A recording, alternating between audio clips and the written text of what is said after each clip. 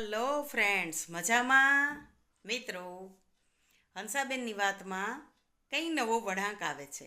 મિત્રો, આપણે વાત કરી હતી ને કે ધીમે ધીમે કરતાં બાળકો મોટા થતા જાય છે.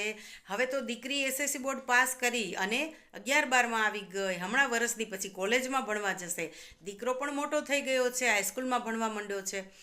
આવા સમયે ક્યારેક ક્યારેક થોડી ઘણી કંઈ આગવર્ષા થાય, પણ સાસુમાં છે ને, આપણે કહીએ ને કે પરિવારમાં એકબીજાની ભૂલોને ભૂલીને ગેરસમજને સમજીને જીવવામાં આવે તો પરિવાર એક તાંતણે બંધાઈને રહે.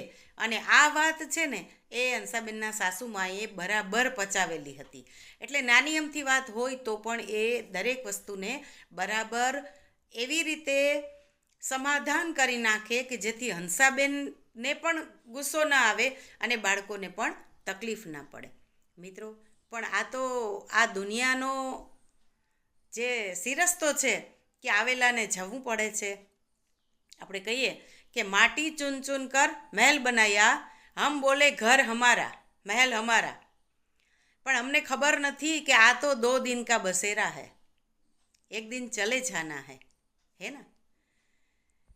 આપણે કહીએ કે ક્ષણ ને કણ ભેગા કરતાં કરતાં કરતાં આપણને એવું લાગે કે આપણે તો જાણે કાયમ માટે અહીંયા આવ્યા છીએ, પણ એવું નથી. આમ ધીમે ધીમે કરતાં કુટુંબમાં નાના મોટા પ્રસંગો આવે છે, પિયરમાં જવાનું થાય છે, નણંદોની ઘરે પ્રસંગ આવે છે, ત્યારે પરિવાર સાથે હંસાબેન બધી જગ્યાએ હાજરી આપે છે.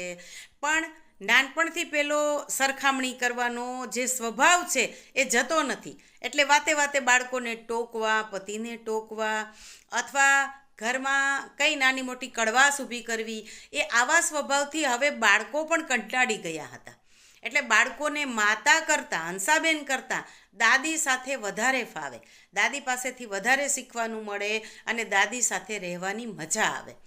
આમ સમય છે એ ધીમે ધીમે કરતાં સરકતો જાય છે. સમય જતાં હંસાબેનના માતા પિતા છે એની તબિયત લથડે છે, કારણ કે ઉંમરમાં મોટા હતા. એક વખત માતા પિતા એવું વિચારે છે કે હવે આપણે હયાત છીએ ત્યાં સુધીમાં આપણે જે આ જમીન જાયદાદ જે મિલકત છે એ મિલકત છે દીકરાના નામે કરી દઈએ તો કાલ સવારે આપણી ગેરહયાતીમાં બાળકોને કોઈ પ્રોબ્લેમ થાય નહીં. અને એટલે એક દિવસ ઘરમાં વાત કરે છે કે બેટા, મારી ઈચ્છા એવી છે કે હું અને તારી માં હવે વૃદ્ધ થયા છીએ અને અમને 1000% વિશ્વાસ છે કે અમારી વૃદ્ધાવસ્થામાં તમે અમારું વિશેષ ધ્યાન રાખવાના છો. તો પછી હવે જે મિલકત, સ્થાવર મિલકત મારા નામની છે એ મિલકત મારે હવે ટ્રાન્સફર કરીને તારા નામે કરી દેવી છે. કારણ કે બેટા, હવે આ શરીરનો કાંઈ ભરોસો નથી અને પછી અચાનક કંઈ થઈ જાય તો તમને બધાને ખૂબ તકલીફ પડે એ મને ખબર છે. ત્યારે દીકરો કહે છે કે બાપુજી, તમારી વાત સાચી છે, પણ હજી કાંઈ ઉતાવળ નથી. એમ કંઈ થોડા તમે વયા જવાનો છો. હજી તો તમારે મારા દીકરાની જાન જોડવા અને જાન સુધી રોકાવાનું છે. મારા દીકરાને પાઘડી બાંધવાની છે અને એને ગાત્રી વારવાની છે તમારે. આ તમે ગામના બધા દીકરાને પરણાવવા જાઓ છો ને ગાત્રી બાંધો છો ને પાઘડી વાળો છો ને, હજી તમારા પોતરા માટે એ કામ કરવાનું છે. આમ કરીને દીકરો વાત ઉડાવી દે છે. પણ ફરી પાછા 2-4 દિવસ પછી પિતાજી આ વાત કાઢે છે કે દીકરા, ભલે તું કે વાત સાચી અને ભગવાન મને આયુષ્ય આપે તો હું જીવવા તૈયાર જ છું. મને પણ કંઈ મોતની ઉતાવળ નથી. મારે પણ આવો સુખી સંસાર, આવો સુખી પરિવાર, તમારા જેવા સંતાનોને મૂકીને સ્વર્ગે જવાની કાંઈ ઈચ્છા નથી. અરે સ્વર્ગ તો મારે અહીંયા જ છે દીકરા. પણ આ તો એક વ્યવહારિક વાત છે, એટલે આ બાબતે તારે થોડું વિચારવું જોઈએ. ત્યારે દીકરો કહે છે કે સાચી વાત છે પિતાજી, પણ એના માટે વારસદારના બધાના નામ આપણે પહેલાં એન્ટર કરવા પડે અને પછીથી બહેનો છે એ એનો હક હિસ્સો લેવો હોય તો લઈ શકે, જતો કરવો હોય તો જતો કરી શકે. ત્યારે પિતાજી અને મા ખડખડાટ હસે છે કે અરે દીકરા, શું વાત કરે છે? આપણી બહેનું, અમારું લોહી, અમારી દીકરીઓ કંઈ તારા ભાગમાંથી ભાગ માગે?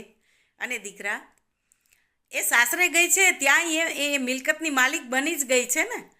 તો આ તો વર્ષોથી ચાલી આવેલી ઘટના છે કે દીકરી છે સાસરે જાય એટલે એ ત્યાંની માલિક બની જાય અને ભાઈ પાસેથી કે પિતા પાસેથી જે કરિયાવર લઈને ગઈ છે એ એનું ધન છે, પણ બાકી ભાગ માગતી નથી. કારણ કે એ દીકરીને લાંબુ પિયર જોતું હોય છે.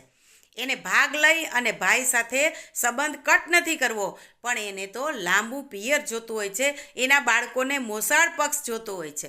એટલે આવું કોઈ દીકરી કરે નહીં. ત્યારે ભાઈ કહે છે કે સારું, ત્યાં હમણાં રક્ષાબંધન આવે છે ને પિતાજી, ત્યારે બહેનો આવશે ત્યારે આપણે એના કાને વાત નાખી દઈશું.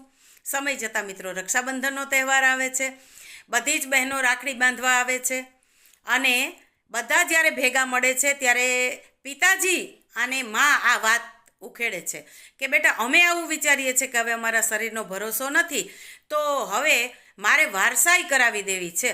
ત્યારે